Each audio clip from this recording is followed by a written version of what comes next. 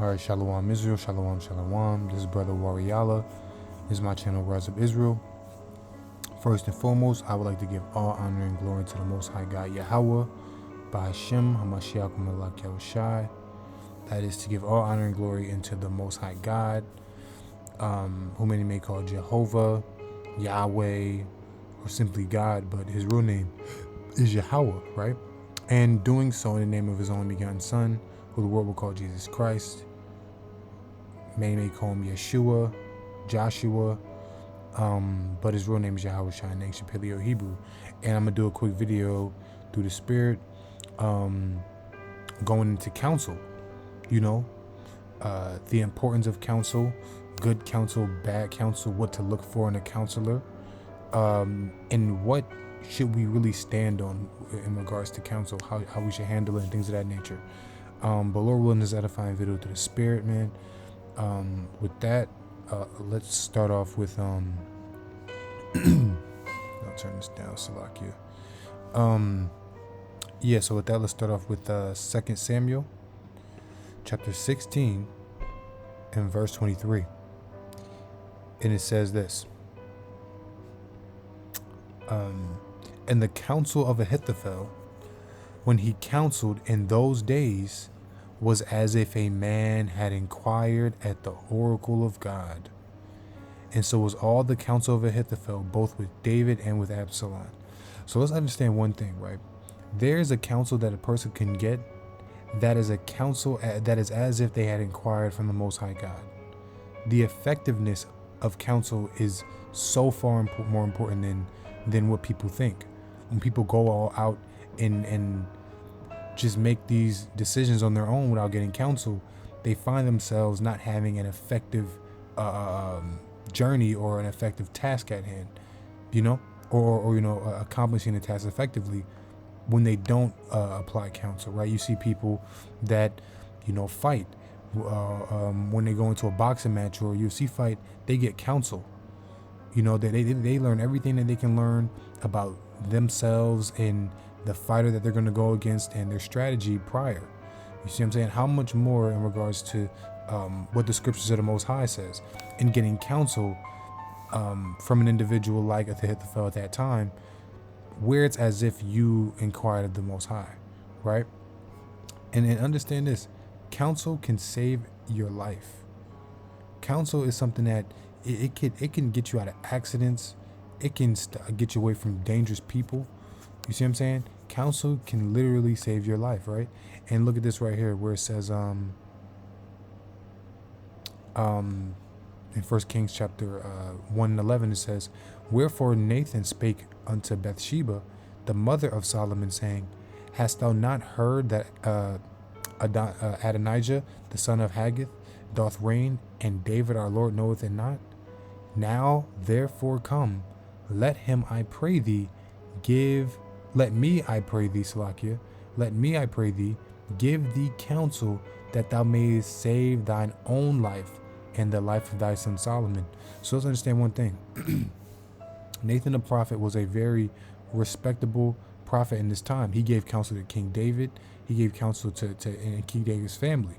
And this counsel that he gave them was the counsel that would save the life of Bathsheba and her son Solomon, right? Solomon, the one that is known now as the richest and wisest king that have ever lived. You see what I'm saying? So we understand that counsel has a big effect on people, and it's very important to listen to the counsel that people may have for you, right? So let's continue to go on to Proverbs, right? Because Proverbs speaks a lot about getting counsel and its importance of having counsel and how effective it can be, right? So this is Proverbs chapter 19, and we can go to verse 20, and it says this: "Hear counsel and receive instruction, that thou mayest be wise in thy latter end," right? So you must receive counsel and you must receive instruction, because the best counsel is the instructions of the word of the Most High God and the law, statutes, and commandments. So yes, it is very important to receive good counsel, because this counsel can save you in your latter end, right? And there's many ways in which a person could understand how to have counsel, right? Um, when a person speaks to their elders, honors their parents and their elders, and listen to the counsel of their parents. Honoring your father and your mother is a prime example of the importance of having counsel, because it tells you, honor your father and your mother that your days may be long in the land. You think he's just talking about honor them so that you can live long? No, it's talking about listening to their counsel. Listen to what they have to say to you. You see what I'm saying? So a lot of times you can find, children that don't listen to their parents and their counsel and the counsel of their parents, and they find themselves in very difficult and even life-threatening situations, right? So let's keep going on how a person should operate when looking for a counselor, right? What is the criteria, right? But we can start off right here. This is Sirach chapter 6 and verse 6, and it says this: "Be in peace with many, nevertheless have but one counselor of 1,000." Right? So when you have a counselor, have but one counselor of 1,000. Right? And matter of fact, let's go to the next verse, and it says this: "If thou wouldest get a friend, prove him first, and be not hasty to credit him." Same thing with a counselor. When you have a counselor, man, prove him. Make sure this is a good counselor for you. Make sure this person has your best interest at heart. And we're going to get into that. But make sure you have a good counselor. But when you find that good counselor, what do? Right? Here's what you do. It's Sirach chapter 6 and 36, and it says this: If thou seest, start at verse 30. At first, start at start at verse 34. This is a good one. This is Sirach 6 and 34, and it says, "Stand in the multitude of the elders, and cleave unto him that is wise." Right? Remember the wise elders I was just telling you about.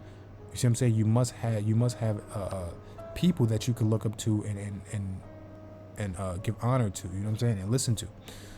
And it says, "Be willing to hear every godly discourse, and let not the parables of understanding escape thee." You see what I'm saying? "And if thou seest a man of understanding, get thee betimes unto him, and let thy foot wear the steps of his door." So when you find a man of understanding, stand with this person. Follow this person around. Learn as much as you can about from this person. When you find a man of understanding, right? Verse 37, "Let thy mind be upon the ordinances of the Lord, and meditate continually in his commandments. He shall establish thine heart, and give thee wisdom at thine own desire," right? So of course, finding you a wise man to follow is important, but the most important thing is following the law, statutes, and commandments, right? But this wise person will be putting you in a position to follow the law, statutes, and commandments in the first place, right? That's why you got to know what need a counselor have of you, right? So let's go back to Proverbs. All right, and we can go to verse 12, right? This is Proverbs chapter 12 and verse 15. That says, "The way of a fool is right in his own eyes." So understand this: a foolish person cannot have a conversation with a wise counselor. That's why you see a lot of people that when they're rebuked of someone, or when they go to get therapy, or and they hear things that they don't want to hear, it's not going to register for him. The fool is going to be right in his own way of thinking. In his eyes, he's correct about everything. There's nothing another person can tell him. That's that "can't nobody tell me nothing" spirit. That spirit right there is a foolish spirit to have. You see what I'm saying? Because you're going to be right in your own eyes. No one can rebuke you, right? Let's keep reading. "But he that hearkeneth unto counsel is wise." Right? So a man that hearkens unto counsel is wise. So a foolish person is going to completely ignore counsel. But a person with wisdom, they're going to take heed and listen to counsel, and they're going to follow it, right? Now we see a lot of people, in the scriptures, we've seen a lot of people that may have had the opportunity to follow good counsel, but they went in a way in which they followed things that were right in their own eyes, right? And this is what we see in 1 Kings. with Jeroboam, right? This is the first king of the northern kingdom, and this man went absolutely off. Now, although it was predestined, this still is here for us to look at and for us to avoid these things, right? This is 1 Kings chapter 12, and we can start at verse 6, and it says this. And King Rehoboam, Salakia, I meant Rehoboam, I said Jeroboam, Salakia. Jeroboam is the first king of the northern kingdom. We're speaking about Rehoboam. Rehoboam is the son of Solomon, the king of the southern kingdom, Salakia. He's a Judite, right, of the seed of David. So this is 1 Kings 12 and 6, and it says, and King Rehoboam consulted with the old men that stood before Solomon his father while he yet lived, and said, how do ye advise that I may answer this people? So he did good. He went out and he went to get counsel of the elders, right? But remember, a fool is only right in his own eyes. Remember that. Don't forget that, right? A fool is going to be right in his own eyes, right? So he's asking these elders, what should I do to rule this people, right? And let's just go back to realize one thing, right? What did King Solomon do, right? I want to go. I just want to go there. It's gonna happen, Salakia, right? Bear with me. Just is it? It must be. Bear with me. Right. Santa Manaya, Salakia. Bear with me.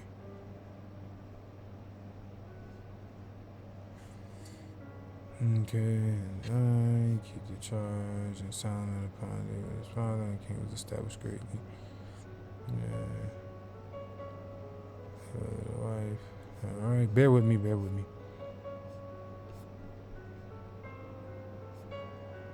Okay, I think it's okay. This is chapter 3 for sure. Let me okay, here we go, right here, right?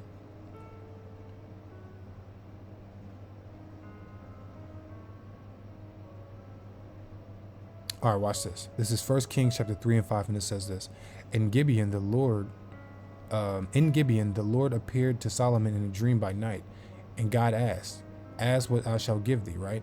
Now listen to what King Solomon asked the Most High, right?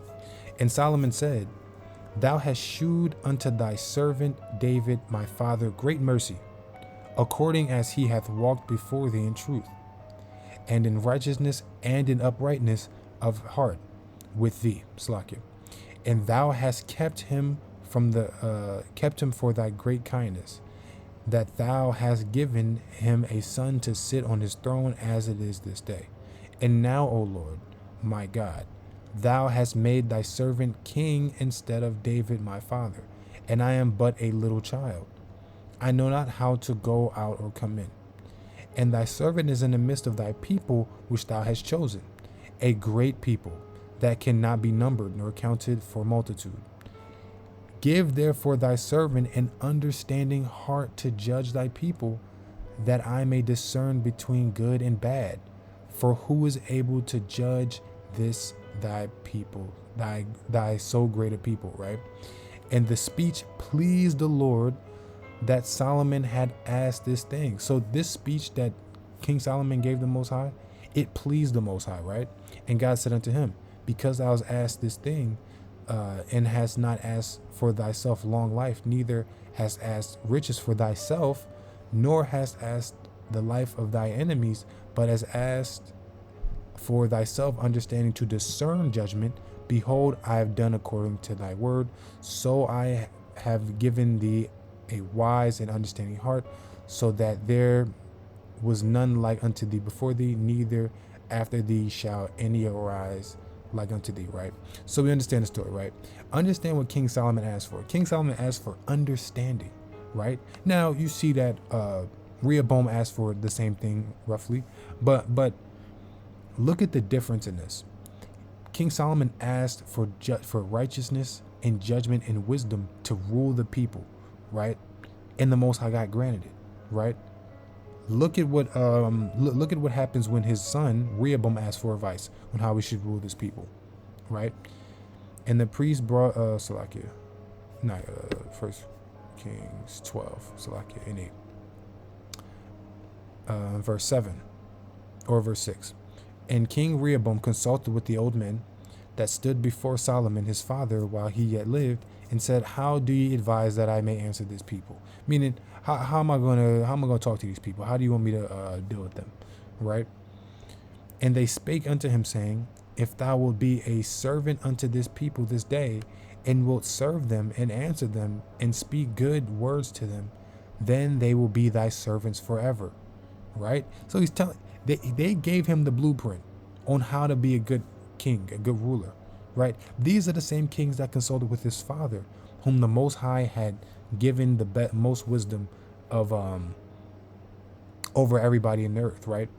What does he do with it? Verse 8, "But he forsook the counsel of the old men, which they had given him, and consulted with the young men that were grown up with him, and which stood before him." Right? So now we see that the difference between a man that wants to be a good counselor and one that really doesn't care. He completely forsook the counsel that his elders have for him, right? And if you continue to read, we see how this turned out, and this ended up turning out to this ended up leading to the split of the full kingdom of Israel, right? So understand that this man went to go talk to his buddies, his homeboys. You see what I'm saying? And this is what hurt Israel, right? This is what made the kingdom fall apart, right? And that's why it's important to always keep counsel with people that are righteous, with the righteous elders. You see, not with your homeboys. You don't just take counsel with your homeboys, you take counsel with men of understanding. Salakia. Let me turn this up, right? And that's, Psalm 1:1. It says this: "Blessed is the man that walketh not in the counsel of the ungodly, nor standeth in the way of sinners, nor sitteth in the seat of the scornful." Right? Because he completely avoided the counsel of the elders. Now, the counsel of the elders told him to take care of take care of Israelites. They told him to take care of Israelites, and he didn't listen to that, and he decided to listen to his friends that told him to pretty much further oppress his own people, right?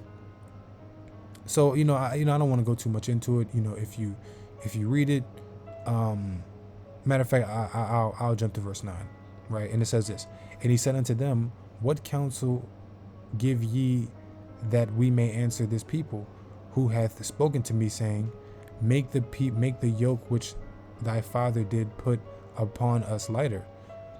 And the young men that were grown up with him spake unto him, saying, Thus shalt ye deal with this people that spake unto thee, saying, Thy father made our yoke heavy, but make thou it lighter unto us," right?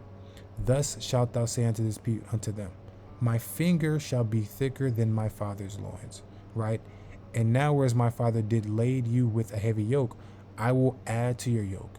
My father hath chastised you with whips, I will chastise you with scorpions," right?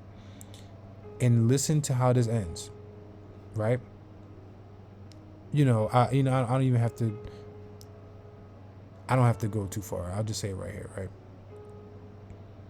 Or I can just go to verse 16, right? 1 Kings 12:16, it says, "But when all Israel saw that the king hearkened not unto them, the people answered the king, saying, What portion have we in David?" Meaning, what portion do we have in his kingdom? "Neither have we inheritance in the son of Jesse. To your tents, O Israel. Now see to thine own house, David." So Israel departed unto their tents. Right? Verse 19.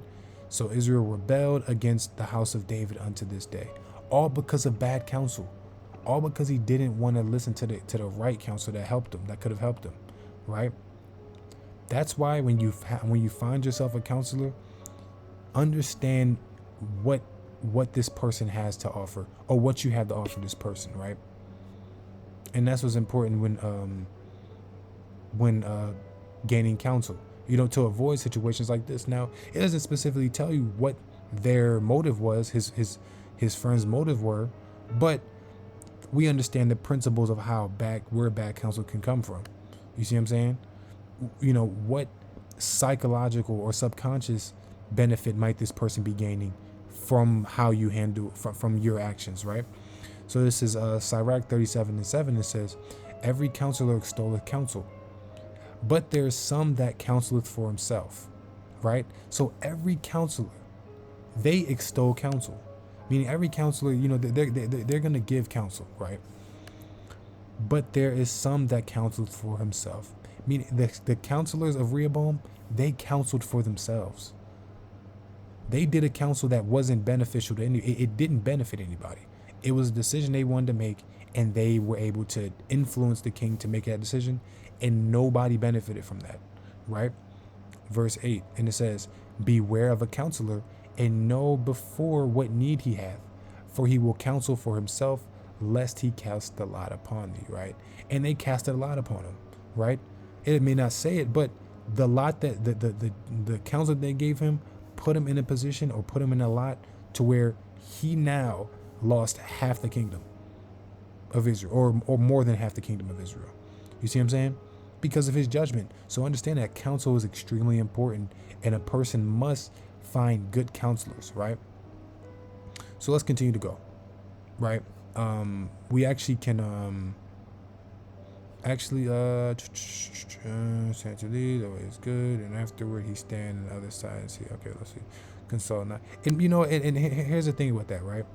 Verse 9. We could just gonna read this through verse 11, right? And it says, and say unto thee, thy way is good, and afterward he stand on the other side to see what shall befall thee. Now, I'm not saying that they had this intentions, because they were just, maybe they were just ignorant brothers. You see what I'm saying? But there are people that'll give you that counsel, that'll want you to fall, so your kingdom could be split, so that they could be on the other side of you laughing at you, because they want to see how things are going to turn out. So always be aware of what counsel you're taking from somebody, right? Verse 10, and it says, consult not with one that suspected thee, and hide thy counsel from such as envy thee. Meaning, stay away from somebody that envies you. His friends could have easily envied him. His friends could have easily looked at him like, oh man, he shouldn't be king. Why is he king? Because his dad was all wise and smart. Why can't my dad be king? You see what I'm saying? And they could have wanted to tear things away from him. Not saying that's the case. Maybe these are just ignorant brothers. But still, you should always keep these things in mind before counseling with somebody, before consulting with somebody about such a serious matter, right? Verse 11, and it says this, neither consult with a woman touching her of whom she is jealous. Meaning you're not going to, you don't want to consult with a woman with someone she's jealous for. The scripture tells you that the jealousy of a woman is terrible. I'm roughly, I'm really not even paraphrasing. I'm just letting you know, because the scripture does express to you that the counsel of a woman is hell, right? The jealousy of a woman is hell, right? Let's keep going. Neither with a coward in matters to war. Meaning you're obviously not going to ask a coward, a person that's weak, a scary person, to go to war with you. They're not going to, clearly. So don't ask them. You see what I'm saying? Nor with a merchant concerning exchange. Of course, you're not going to consult with a person that wants you to pay more. You're not going to ask them what price they think you should pay, because they're always going to up the price. You see what I'm saying? Nor with a buyer of selling, same thing. Nor with an envious man of thankfulness, right? And in this case, I think that will fit. You know what I'm saying? Rehoboam did not show thankfulness for the servants of his father for building up the temple or for building up Israel. And these men could have been envious of Rehoboam. And surely they wouldn't care that they don't have anything to any good advice to give him in regards to show thankfulness. See what I'm saying? Nor with an unmerciful man touching kindness. And that right there fits better. These men that he dealt with, that gave him this advice, they gave him terrible advice. These are unmerciful men, right? Because they weren't willing to lighten the yoke off of the children of Israel. You see what I'm saying? So because they weren't able to lighten the yoke, now Israel split, right? Because they were unmerciful men. So watch the counsel that you get from people. Nor with slothful for any work, nor with an hireling for a year of finishing work, Salakia, nor with an idle servant of much business. Hearken not unto these in any matter of counsel, right?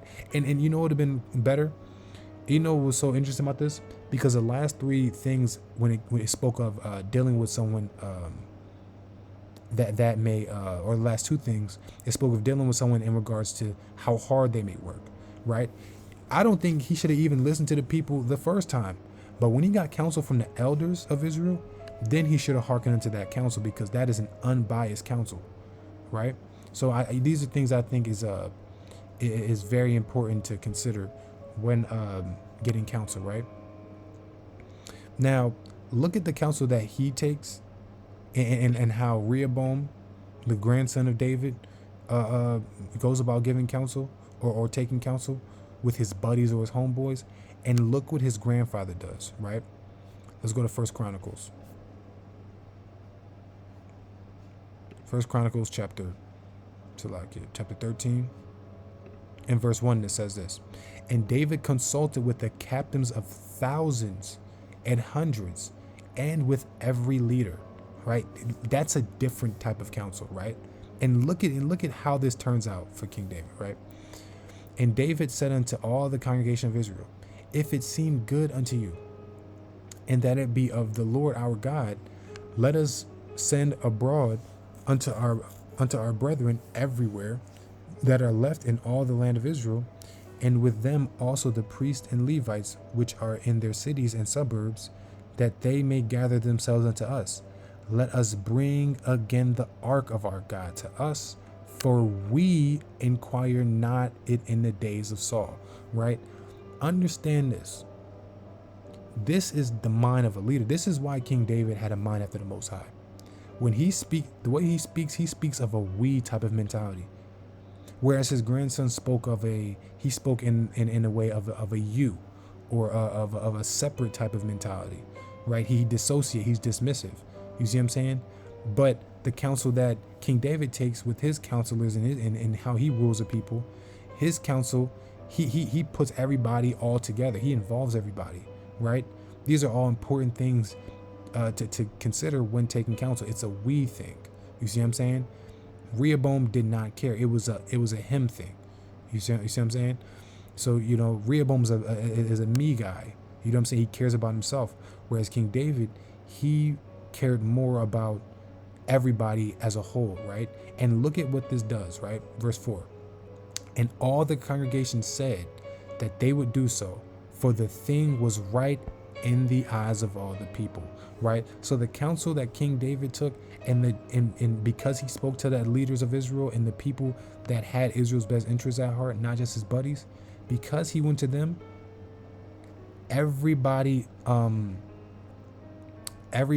in Israel was pleased with his sayings, right? Not like his grandson Rehoboam, right? So understand that getting counsel is taking counsel is very important. You see what I'm saying? And you should always take counsel, but remember to take counsel with people that can help benefit, right?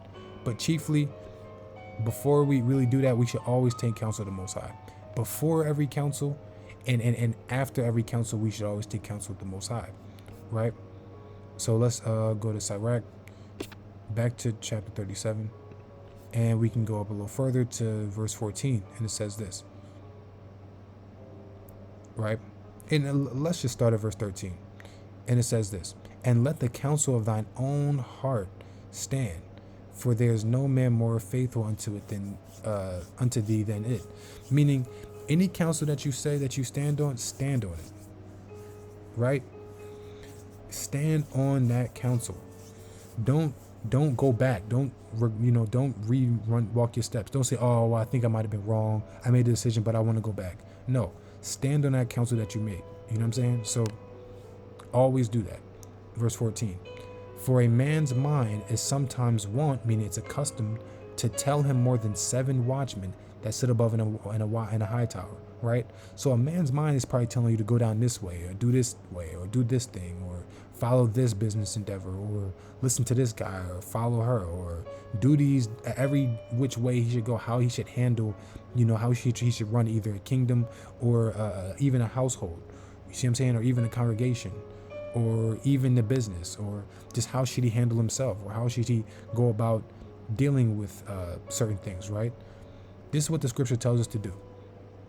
And above all this, above all these watchmen that are in a high tower, above all these different ideas that come to your mind, above all these different scenarios and different things, everything around you, above all this, pray to the Most High that he will direct thy way in truth, right? So pray to the Most High. That is the most important thing, because that is our true counselor, right? We're going to get into that, but always pray to the Most High first, right? Then it says this: let reason go before every enterprise, and counsel before every action. So always be reasonable for every enterprise, and counsel must come before every action, right? Always get counsel before you handle things, before you go about doing things. You see what I'm saying? And this is what, and when you look at Rehoboam and David, we understand one simple thing that was just different about both of them. You see what I'm saying? It was just one simple thing about both of them. Because they were able to go about counsel differently, they got two different responses from the people. And this is why King David was respected and Rehoboam wasn't, right? This is 2 Samuel 15:15. It says, and the king's servant said unto the king, behold, thy servants are ready to do whatsoever my lord the king shall appoint, right? They didn't have that mentality when Rehoboam ruled. They said, what portion do we have in David? To your houses, O Israel, pretty much go do whatever you want to the southern kingdom. You see what I'm saying? So understand that counsel is very important, and it's so important that it can either be the gathering or the gathering of a people or the falling of a people, right? And I think there's a precept on that in Sirach. 15, is it 15? So I guess 5 and 15, if I'm not mistaken, or it's 5 and 13. Sirach chapter 5 and verse 13 says this: honor and shame is in talk, and the tongue of a man is his fall, right? So we understand that a man could say something that could destroy a kingdom, or man could say something that could bring a kingdom back together. You see what I'm saying? Both things come from the mouth or the tongue, right? But let's go back to Proverbs. The book of Proverbs, chapter 11 and verse 14. And it says, where no counsel is, the people fall, but in the multitude of counselors, there is safety, right? So when you have a bunch of counselors, when you get counsel like King David did, they were able to find safety. They were able to be, at least be on one accord. You see what I'm saying? To have safety of mind. You see what I'm saying? So we should always understand that, right? And understand that the reproof that Rehoboam wasn't willing to take or to go about things, it greatly affected him, right? But look at how a lot of our forefathers, look at how King David handled being rebuked by just one counselor, right? And I just want to grab this real quick in Sirach. Chapter 32 and verse 17, it says this: a sinful man will not be reproved, but findeth an excuse according to his will. And that's pretty much what Rehoboam wanted. He found an excuse to do whatever he wanted to do. He wasn't trying to hear what the elders of Israel had to say, right? But look at what King David does when he gets rebuked for obviously doing something terribly wrong, but still, he was able to receive this, be rebuked, but we'll see, right? This is 2 Samuel 12 and 1. It says, and the Lord sent Nathan unto David, and he said unto him, there were two men in one city, the one rich, the other poor. The rich man had exceeding many flocks and herds, but the poor man had nothing, save one little ewe lamb, which he had brought and nourished up, and it grew up together with him and with his children, and it did eat of his own meat, and drank of his own cup, and lay in his bosom, and was unto him as a daughter. Right? And there came a traveler unto the rich man, and he spared to take of his own flock and of his own herd, to dress for the wayfaring man that was come unto him, but took the poor man's lamb and dressed it for the man that was come to him. And this is what Nathan is telling King David. And look at how King David felt. And David's anger was kindled against the man. And he said to Nathan, as the Lord liveth, the man that hath done this thing shall surely die. And he said, and he shall restore the lamb fourfold, because he did this thing, and because he had no pity. And Nathan said unto David, thou art the man. Thus saith the Lord God of Israel, I anointed thee king over Israel, and delivered thee out of the hand of Saul, and gave thee thy master's house and thy master's wives unto thy bosom, and gave thee the house of Israel and Judah. And if that had been too little, I would moreover have given thee such and such things. Right? Wherefore hast thou despised the commandment of the Lord to do evil in his sight? Thou hast killed Uriah the Hittite with the sword, and hast taken his wife to be thy wife, and hast slain him with the sword of the children of Ammon. Now therefore the sword shall never depart from thine house, because thou hast despised me, and hast taken the wife of Uriah the Hittite to be thy wife. Thus saith the Lord, behold, I will raise up evil against thee out of thine own house, and I will take thy wives before thine eyes, and give them unto thy neighbor, and he shall lie with thy wives in the sight of the son of this son. Right? For thou didst it secretly, but I will do this thing before all Israel and before the sun. Right? And David said unto Nathan, I have sinned against the Lord. And Nathan said unto David, the Lord also hath put away thy sin, thou shalt not die. Right? So understand this. King David was able to take rebuke. He was able to be rebuked by Nathan the prophet. Obviously the Most High is the one that rebuked him, but he was able to take the rebuke from Nathan the prophet.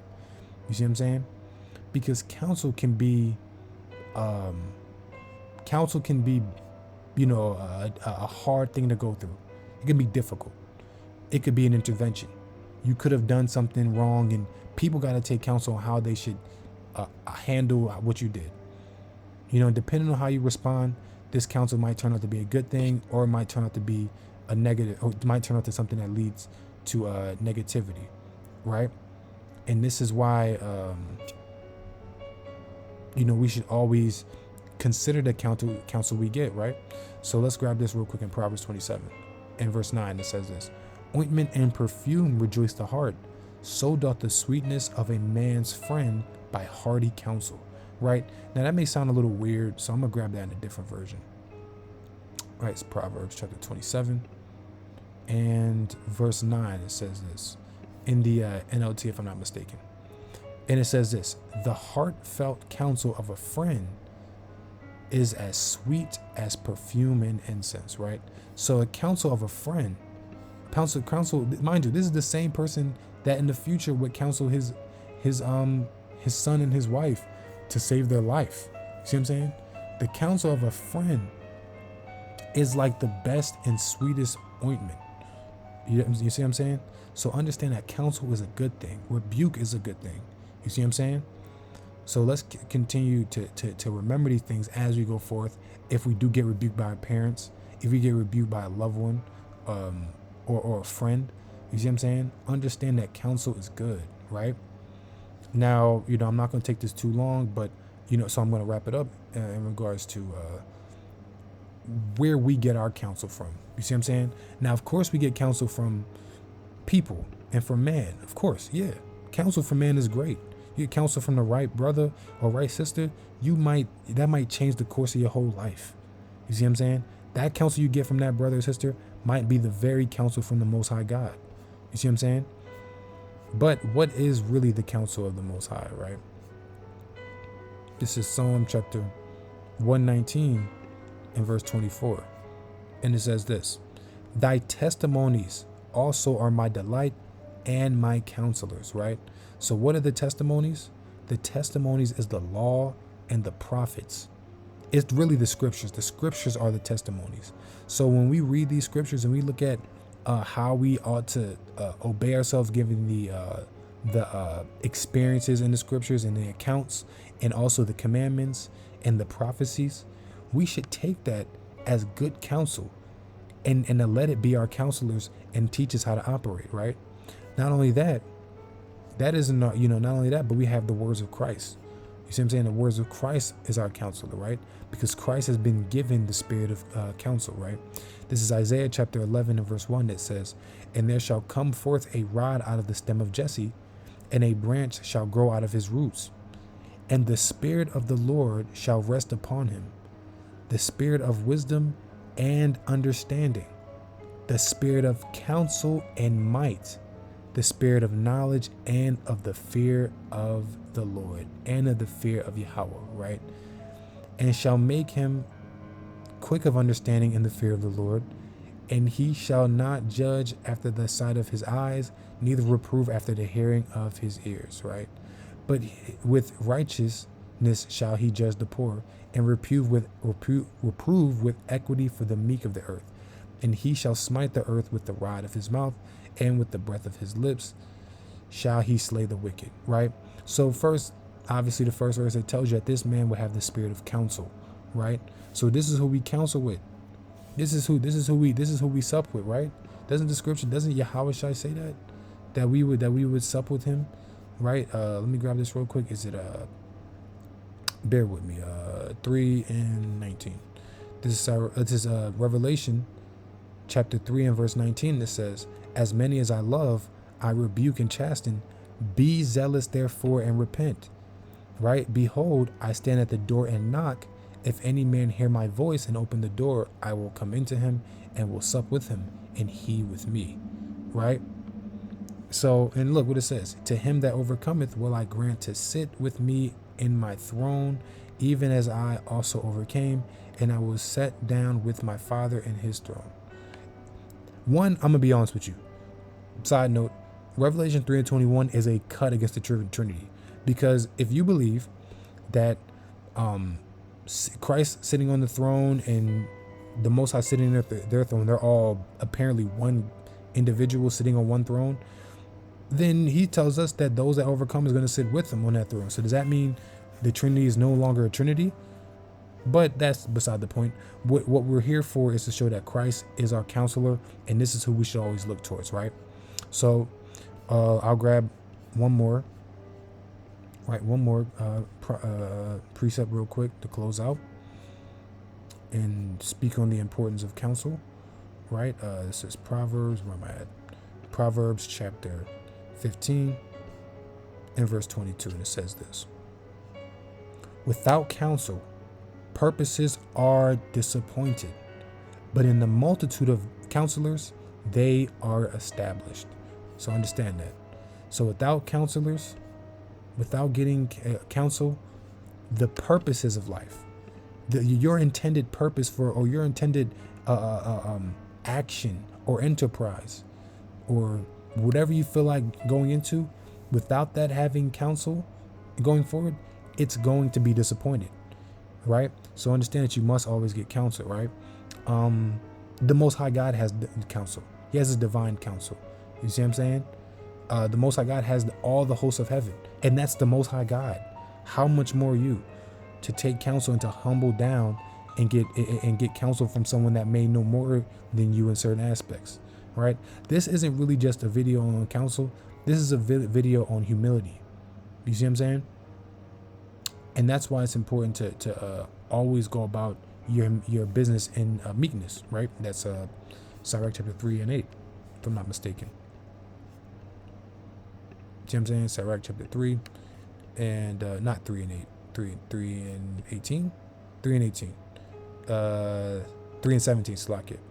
This is Sirach chapter 3 and 17 that says, my son, go on with thy business in meekness, so shalt thou be beloved of him that is approved, right? So always going with thy business in meekness, and be meek in the counsel that you either give or the counsel that you take. Be careful who you get counsel from, right? And know what need this person has of you, because they may put you in a position that may be not convenient for you, but may be convenient for them. But with that, I'd like to give all honor and glory to the Most High God Yahweh, Bashim Mashiach Malak El Shai, Lord willing this edifying video through the Spirit. Salakia if I ran through everything, or was too quick or too long-winded, or just wasn't clear enough, please write in the comments. But without further ado, I'm going about my day, and Lord willing, you'll have an edifying video through the Spirit. Kwame Shalom.